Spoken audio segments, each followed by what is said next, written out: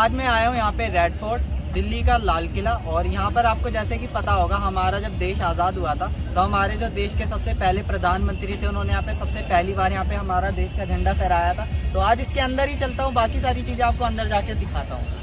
Red fort में अभी हम यहाँ पे टिकट लेने वाले हैं। तो टिकट प्राइसिंग की अगर मैं बात करूँ, सामने की तरफ पहले तो भीड़ देखो कितनी ज़्यादा है।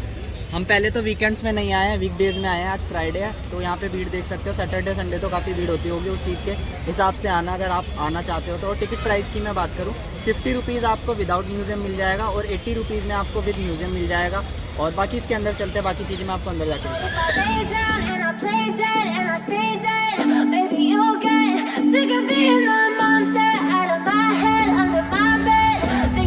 तो दोस्तों, जैसे कि मैंने आपको बताया कि हम वहाँ से टिकट ले सकते हैं। टिकट प्राइस तो मैंने आपको बता दिया था, लेकिन जब आप इसके अंदर आओगे बिल्कुल एंट्री गेट के सामने की साइड लाल किला के, तो आपको यहाँ पे एक और टिकट काउंटर मिल जाएगा। तो आप यहाँ से भी टिकट ले सकते हो और ऑनलाइन ऑफलाइन दोनों तरीके से आप यहाँ से बुकिंग करा सकते हो अपनी टिकट की और इस रेड फोर्ट के अंदर जा सकते हो।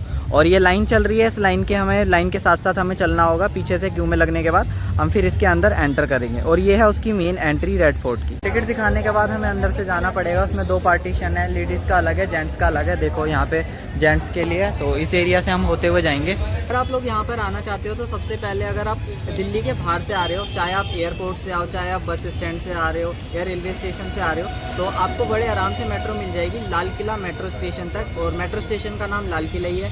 जस्ट आप वहाँ से बाहर निकलोगे, आपको रिक्शा भी मिल जाएंगे और आप वॉकिंग डिस्टेंस पर इस रेड फोर्ट के अंदर आ सकते हो। लोगों की भीड़ आपको दिख जाएगी अंदर की साइड आते हुए, आप किसी से पूछ भी सकते हो। बाकी अभी इसके अंदर चलते हैं, बाकी की इन्फॉर्मेशन आगे चल के मैं आपको बताता हूँ। और दोस्तों, यहाँ रेड फोर्ट के अंदर ना आपको 3 गेट मिलेंगे। पहला की जो कि हमारे सामने है, ये रहा लाहौरी गेट। और इसके अलावा 2 गेट और हैं, जो कि एक यमुना गेट है और दूसरा है दिल्ली गेट। और इस लाहौरी गेट से नॉर्मल पब्लिक की एंट्री होती है और दिल्ली गेट से वीआईपीज़ लोगों की एंट्री होती है, जैसे कि प्राइम मिनिस्टर हो गए और बाकी जितने भी वीआईपी लोग आते हैं, तो उनकी वहाँ से एंट्री होती है। और इसके अलावा एक यमुना गेट है, जो कि यमुना नदी की साइड पहले जाया करता था, लेकिन अब वो क्लोज़ है। और यहाँ पे आपको साइड में पोर्शन दिखाता हूँ। ये 100 फीट की यहाँ पे दीवार है और यहाँ पे बीच में ये खाली एरिया है, जिसमें कि यमुना का पानी होता था, कि किले की सेफ्टी रहे कि इससे यहाँ से यहाँ तक कोई जा ना पाए। पानी भरा रहता था कि किले तक जल्दी से कोई पहुँचे ना, सेफ्टी पर्पज़ के लिए। और ये लाहौरी गेट के बारे में मैं आपको बताना चाहूँगा। लाहौरी गेट जो है, ये पाकिस्तान में जो लाहौर है उसकी डायरेक्शन में बना हुआ है। इसका नाम इसलिए लाहौरी गेट है। और लाहौरी गेट आप कहोगे इंडिया में क्या कर रहा है? इंडिया में इसलिए क्योंकि आज़ादी से पहले जब ये हमारा लाल किला बना था, तो पाकिस्तान और इंडिया एक ही हुआ करते थे, इंडिया भारत ही हुआ करता था पूरा। तो इस वजह से लाहौरी गेट लाहौर की साइड डायरेक्शन करते हुए बनाया गया था, इसलिए इसका नाम लाहौरी गेट है। बाकी अब मैं इसके अंदर चलता हूँ, आपको बाकी चीज़ें अंदर जाके बताता हूँ।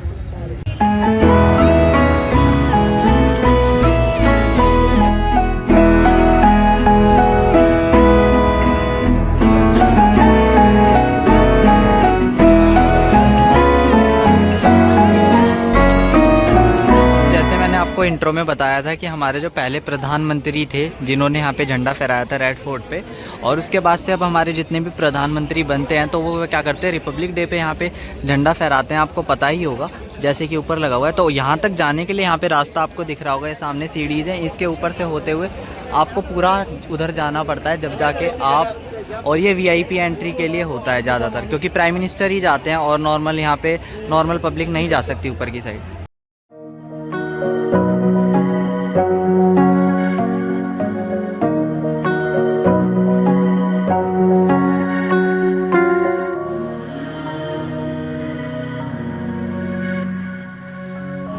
बाकी हम इसके अंदर की साइड चलते हैं। ये रहा इसका एंट्री गेट, मतलब एंट्री गेट के अंदर आने के बाद भी इसका ये वाला गेट है। अब हम इसके अंदर जा रहे हैं। और बाकी ये एक हेरिटेज साइट है, ये आपको पता होगा, जिसे कि 2007 में हेरिटेज साइट बना दिया गया था। और अंदर चलते हैं, बाकी आपको दिखाता हूँ अंदर।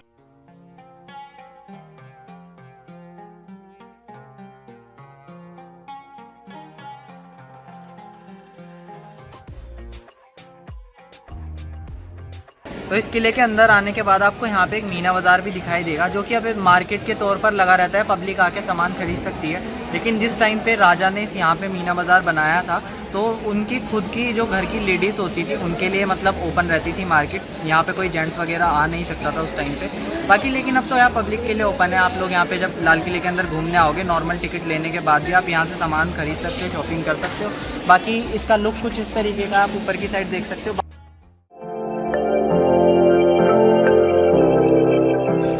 दोस्तों दोस्तों जब हम मीना बाज़ार से बाहर की साइड आए हैं तो आपको यहाँ पर आने के बाद सामने की तरफ एक स्ट्रक्चर दिखाई देगा अलग से, और इस स्ट्रक्चर के अंदर वैसे तो म्यूज़ियम है, लेकिन इसके बारे में थोड़ा सा आपको बैकग्राउंड की हिस्ट्री बताना चाहूँगा जितना मुझे पता है। कि जब यहाँ पे मुग़लों को हरा दिया था, मतलब यहाँ के राजा को हरा दिया था ब्रिटिशर्स ने और यहाँ पे कब्ज़ा कर लिया था, तो कब्ज़ा करने के बाद क्या हो गया था कि उन्होंने यहाँ पे अपने सोल्जर्स के रहने के लिए इस तरीके से ये बिल्डिंग्स बनाई थी, जिसमें से कि एक बिल्डिंग आपके सामने ये वाली, ऐसी दो या तीन बिल्डिंग और है, जिसके अंदर पहले मतलब ब्रिटिशर्स के जो सोल्जर्स थे, आर्मी रहती थी, वो इसके अंदर रहा करती थी। लेकिन आज़ादी के बाद जब हमारा देश आज़ाद हो गया और हमने यहाँ पर मतलब प्रॉपरली ये सारी चीज़ें हमारे अंडर में आ गई, तो हमने उसके आज़ादी के बाद यहाँ पे इसे म्यूज़ियम के तौर पे अंदर यूज़ कर लिया। जो भी लाल किले की चीज़ें थी, इससे रिलेटेड जितने भी औजार थे, लड़ने के, खाने पीने के बर्तन थे, तो इसमें 2 से 3 म्यूज़ियम बने हुए हैं। उन्हें अच्छे से म्यूज़ियम के तौर पे डेकोरेट करके आज के टाइम पे दिखा रखा है। नॉर्मल पब्लिक इनका टिकट खरीद के इनके अंदर घूम सकती है। रेड फोर्ट के अंदर आने के बाद आपको एक रेड फोर्ट सेंटर भी दिखाई देगा, जिसके लिए आपको अलग से 200 के टिकट में आपको 2 चीज़ें मिलेंगी, या एक तो म्यूज़ियम का टूर होगा और एक 360 शो होगा, उसे आप यहाँ पर देख सकते हो। और इसके अंदर हम लोग जाएंगे और इसमें 100 का टिकट है और एक 200 का, तो हमने 200 वाला लिया है। उसमें शो भी है और म्यूज़ियम टूर भी है। और अगर आप 100 का लेते हो तो सिर्फ उसमें म्यूज़ियम टूर होता है, आपका 360 शो नहीं होता। बाकी अब हम इसके अंदर जाएंगे तो बाकी चीज़ें हमें अंदर जाके पता लगेंगी। कुछ यहाँ पे टर्म एंड कंडीशन लिखी हुई हैं, वो आप जाके देख सकते हो।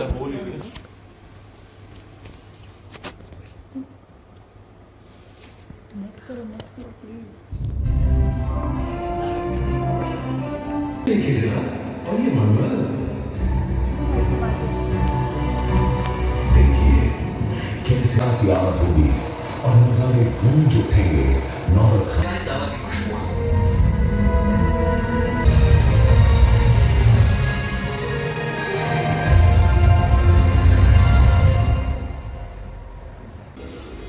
तो इस म्यूज़ियम में ऊपर की साइड आ गए।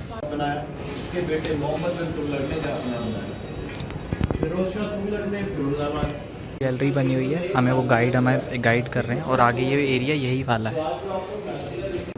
तो जाके 9 साल बाद लाल किला तैयार हुआ। Prime Minister unfurled the Indian tricolour from the ramparts of the Red Fort for the very first. तो दोस्तों ये पूरा स्ट्रक्चर बना हुआ है और इसका नाम यहाँ पे लिखा है दीवाने आम। और दीवाने आम के अंदर जितने भी तरीके की कलाकृति बनी हुई है, पत्थर जड़ के ये कलाकृति बना रखी है, नक्काशी जिसे बोलते हैं, वो हाथ से करी गई थी, उसके बारे में उस म्यूज़ियम में बता रखा है। और यहाँ पे डिटेल्स लिखी हुई हैं सारी, और इधर भी लिखा हुआ है इसका, ठीक है। और इस तरीके से इस म्यूज़ियम में आप टिकट लेके अंदर आ सकते हो। और पूरा ये बना रखा है जहाँ से राजा अपनी पब्लिक की बात को सुन के ऊपर से सिंहासन से सुनते थे, पब्लिक की सुझाव करते थे उनकी प्रॉब्लम का। और ये भी अभी असली में भी दिखाऊंगा किले के अंदर ही हम लोग। और इसके अंदर पहले ये म्यूज़ियम है, ये पूरा एरिया बना रखा है। तो चलते हैं और भी चीज़ें दिखाते हैं आपको। देखो ये भी, और यहाँ पर भी शो चल रहा है। तो इस म्यूज़ियम के टूर के दौरान हमें ये बताया गया था, अभी स्टार्टिंग में मैप में गाइड ने, तो उस टाइम पे हमने वीडियो नहीं बनाई थी, तो वो गाइड बता रहे थे कि पुरानी दिल्ली को ही पहले शाहजहानाबाद बोला जाता था। इस म्यूज़ियम की सारी क्लिप और इन्फॉर्मेशन मैं नहीं बता पाया, तो मैंने इसलिए अलग से एक व्लॉग बना दिया इस म्यूज़ियम के ऊपर। तो अगर आपको वो देखना है तो आप आई बटन पर जाकर उस व्लॉग को भी देख सकते हो। तो इसमें अंदर आने के बाद इस तरीके से पूरा इस तरीके का पूरा बना हुआ है इल्यूजन 360। मिरर ही मिरर है चारों तरफ, और रास्ता भी पता नहीं लग रहा किधर की तरफ जाएं, शीशे में ठुकते तो नहीं जाएंगे। और सामने की तरफ ये राम है, और रास्ते का पता नहीं चल रहा। तो यहाँ पे 3 पोर्शन बने हुए हैं, ठीक है। वो प्लेज लेने के लिए इन्होंने कुछ बात लिखी हुई है, उस पर लिखा है वोकल फॉर लोकल के लिए प्लेज लेंगे, ग्रीन इंडिया के लिए लेंगे, ठीक है। और वहाँ पे देश की बेटी के लिए, तो 3 प्लेज हैं। और इसमें क्या है कि ये इस तरीके से ट्राई कलर की स्ट्रिप्स आपको दे देंगे, जैसे कि अभी मैं आपको नेक्स्ट क्लिप में दिखाने वाला हूँ। उसे यहाँ साइड से आपको डालना है फिलअप करके, और वो उड़ती हुई अंदर जाएगी और अंदर फिलअप हो जाएगी पूरी भर के, ऐसी इकट्ठी हो जाएगी। और बस इतना ही, बाकी चलते हैं। ये ख़त्म हो गया, वापस से रेड फोर्ट को घूमने। तो दोस्तों सामने की तरफ ये नौबत खाना बना हुआ है। और अब इस नौबत खाने का क्या होता था, तो सामने की तरफ आपको लिखा होगा नौबत खाना लिखा हुआ है। ये रहा सामने नौबत खाना, कुछ इस तरीके का दिखता है। अब नौबत खाने का क्या था, उस टाइम पे इसका यूज़ ऐसे करते थे, जब कोई गेस्ट आता था तो इसमें ढोल नगाड़े बजा के उनका स्वागत करा जाता था, और वो यहाँ से अंदर की तरफ एंटर कर जाते थे। ये नौबत खाना इस तरीके का बना रखा है, वाइट और रेड कलर का कॉम्बिनेशन है इसका।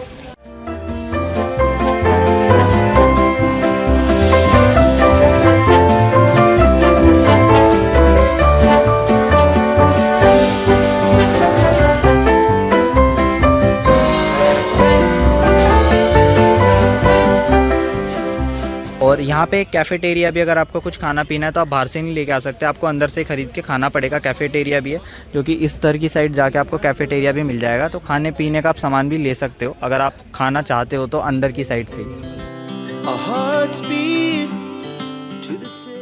आप जब नौबत खाने से सब सामने की तरफ चल के आओगे तो आपको ये दिखाई देगा, इसका नाम है दीवाने आम।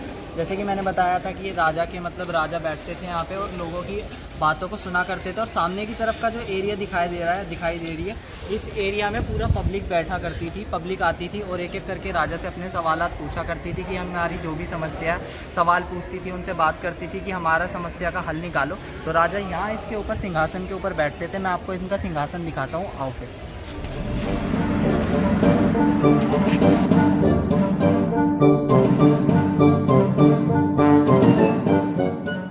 तो दोस्तों ये है सिंहासन जिस पे अपना बादशाह बैठा करते थे और पब्लिक की बात को सुना करते थे और उनका समाधान निकालते थे। और इस गद्दी को आज भी इस तरीके से रखा गया है कि लोग इसे ढंग से मतलब पास जाके टच ना कर पाएँ ना, और इससे काफ़ी दूरी मेंटेन करी हुई है। मैं आपको दिखाता हूँ, ये देखो इसके साइड में इस तरीके की डोरी लगा रखी है कि पब्लिक इसे टच करके ख़राब ना करे। और इसे फिर भी देखो यहाँ पे ग्लास के अंदर कवर करा हुआ है जिससे कि धूल मिट्टी ना जाए और ये कवर ना हो, और ये काफ़ी सालों तक ऐसी ही रहे।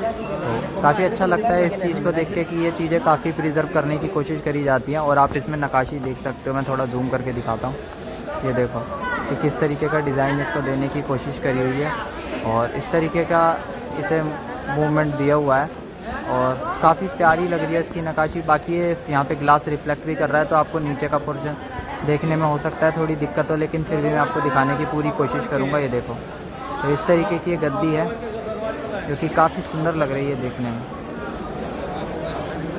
तो दोस्तों अभी जो मैंने आपको वहाँ पे राजा का दरबार दिखाया, ये उसकी बैक साइड है और बैक साइड में यहाँ पे गेट बना हुआ है।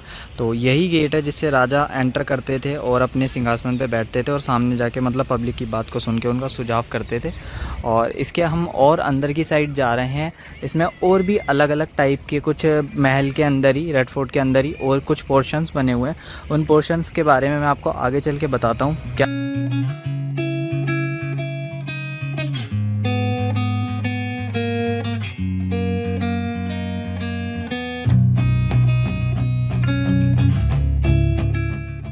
ये जो स्ट्रक्चर बना हुआ है पूरा का पूरा, इसे मुमताज़ महल कहते हैं। और इसे जब मतलब ब्रिटिशर्स ने अपने अंडर में ले लिया था लाल किले को, तो यहाँ पर इसका जो काम था ना, वो मिलिट्री वाले जो हैं उनकी जेल बना दिया गया था इस एरिया को, हैं। लेकिन इसे पहले जो राजा के टाइम पे था उन्होंने अपनी खास बीवी के नाम पे रखा था, जिसे कि इसे मुमताज़ महल कहा जाता है।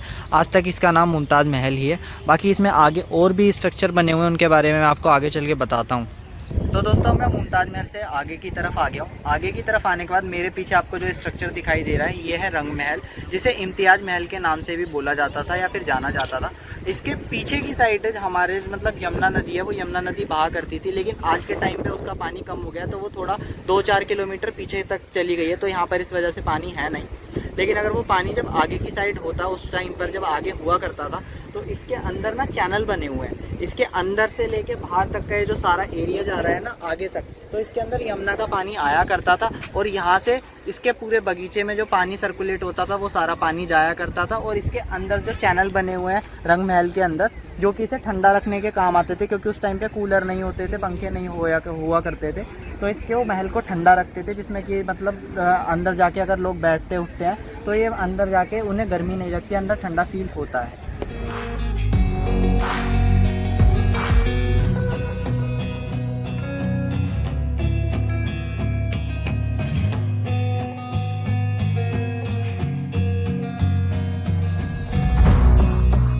तो दोस्तों जिस बार गेट की मैं बात कर रहा था, जो यमुना गेट है, जो यमुना की तरफ खुलता है, तो इस गेट को कहा जाता है कि बादशाह सबसे पहले इसी गेट से एंटर करके इस महल के अंदर आए थे। और बाकी आगे की तरफ एक ख़ास महल भी है जिसके बारे में मैं आपको दिखाता हूँ। ये रहा, यहाँ पे इसके बारे में पूरी डिटेल लिखी हुई है कि इसके आगे यमुना गेट के आगे की तरफ आप चलोगे तो आपको ख़ास महल दिखाई देगा। उसके बारे में अगर आपको डिटेल में पढ़ना है तो आप यहाँ से पढ़ सकते हो। बाकी ख़ास महल ये रहा, मैं आपको आगे चल के इसको दिखाता हूँ। ये बादशाह का खुद का महल था जिसमें बादशाह रहा करते थे और वर्शिप वगैरह करते थे, अपनी प्रेयर वगैरह किया करते थे, और ये है वो ख़ास महल।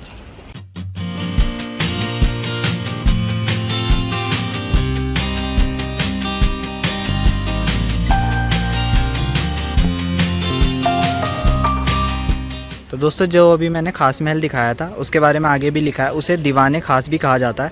और दीवाने खास का स्ट्रक्चर कुछ इस तरीके का दिखाई देता है और इसके अंदर राजा खुद भी रहा करते थे और उनकी जो प्राइवेट ऑडियंस होती थी, उनके खास दरबारी होते थे, उन्हें यहाँ पे मिलके बात करने के लिए इसका इस्तेमाल करा जाता था। एक तरीके से उनका ये आप कह सकते हो महल के अंदर उनका प्राइवेट एक कमरा था, ऐसा आप आज के टाइम में समझ सकते हो। बाकी इसके आगे चल के मैं आपको और दिखाता हूँ कुछ अगर देखने वाली चीज़ें होती हैं तो। बाकी ऑलमोस्ट मैंने यहाँ पे आप पूरा रेड फोर्ट घूम लिया है। तो जिस जगह की मैं बात कर रहा था कि जिसमें मतलब राजा खुद रहा करते थे, बादशाह खुद रहा करते थे, तो अगर इसके अंदर हम देखें तो इसके ऊपर की जो वॉल है ना, मैं आपको जूम करके दिखाता हूँ। ये आपको अभी भी थोड़ी थोड़ी गोल्डन दिखाई दे रही होगी जो उसके ऊपर की लेयर है, तो ये रियल सोना है। इसके अंदर मतलब गोल्ड का यूज़ करके इसे सजाया गया था। लेकिन जिस टाइम पे यहाँ पे ब्रिटिशर्स आ गए थे, उन्होंने क्या करा, यहाँ से पिघला के यहाँ से सोना भी ले गए और इसके अंदर कोहिनूर हीरा भी इसी के अंदर रखा गया था। तो वो जो कोहिनूर हीरा है वो फ़िलहाल अभी लंदन के पास है। लंदन के पास जो वहाँ की क्वीन हुआ करती थी उनके मुखौटे में लगा हुआ है। बाकी हमारे पास नहीं है इंडिया के पास। बाकी मैं और चीज़ें आपको इसके अंदर चल के आगे दिखाता हूँ, आ जाओ।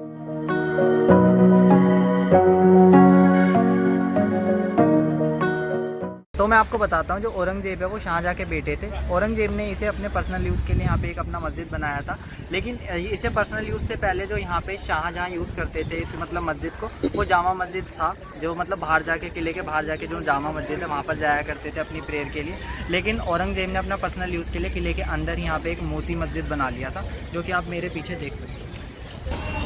तो दोस्तों सामने की तरफ जो ये पोर्शन दिखाई दे रहा है, एक तरीके से इसे डैम की तरह यूज़ करा जाता था। इसके अंदर पानी जो यमुना नदी का पानी है यहीं से एंटर करता था और पानी अंदर से फिर सारे में सर्कुलेट होता था। तो दोस्तों ये बीच में जो बना हुआ है इसे जल महल भी कह सकते हो। बीच में इसके साइड में पानी भरा रहता था और ये बीच में जल महल के तरीके का बना रखा है और इसे यहाँ पर भादो मंडप भी बोला जाता है, भादो पवेलियन। तो दोस्तों मेरे पीछे स्ट्रक्चर बना हुआ है, इसका नाम है सावन। और सामने की तरफ एक और स्ट्रक्चर बना हुआ है जो कि बिल्कुल इसके जैसा दिखता है, जो दूसरी साइड है, एक नॉर्थ है एक साउथ की तरफ है और दूसरे का नाम है भादो। और इसके बीच में यहाँ पे जल महल बना हुआ है और यहाँ से पानी होते हुए उधर की तरफ जाया करता था। तो दोस्तों जिस जल महल की मैं बात कर रहा था ये बीच में बना हुआ है। फिलहाल के लिए इस पर अभी रेनोवेशन का काम चल रहा है, थोड़ा सा रेनोवेशन का। और इसके साइड में जो मैं बता रहा था वो सावन है और ये रहा भादो। और इस तरीके के दो स्ट्रक्चर बने हुए, इनसे सर्कुलेट होते हुए पानी जाया करता था। और इन दोनों वैसे पूरे के लाल किले के अंदर है ना, आपको ज़्यादातर आपको मुस्लिम नेम दिखाई देंगे चीज़ों के, लेकिन ये दो ऐसे हैं जिनको मतलब हिंदी कैलेंडर से मतलब हिंदू नाम रखे हुए हैं इनके, सावन और भादो। ठीक है, तो अगर आप लोग यहाँ पर आते हो तो टाइमिंग का ज़रूर ध्यान रखना। पहले तो ये मंडे को क्लोज रहता है, मंडे वाले दिन मत आना। दूसरा टाइमिंग सुबह 9:30 से 4:30 बजे तक है। मतलब टिकट जो है लास्ट 4:30 बजे तक आपको मिलता है। उसके बाद आप घूम तो सकते हो थोड़ी बहुत है। और बाकी अगर वीडियो आपको अच्छी लगी हो तो आप वीडियो को लाइक भी कर सकते हो, चैनल को सब्सक्राइब भी कर सकते हो और मिलते हैं एक नेक्स्ट वीडियो में।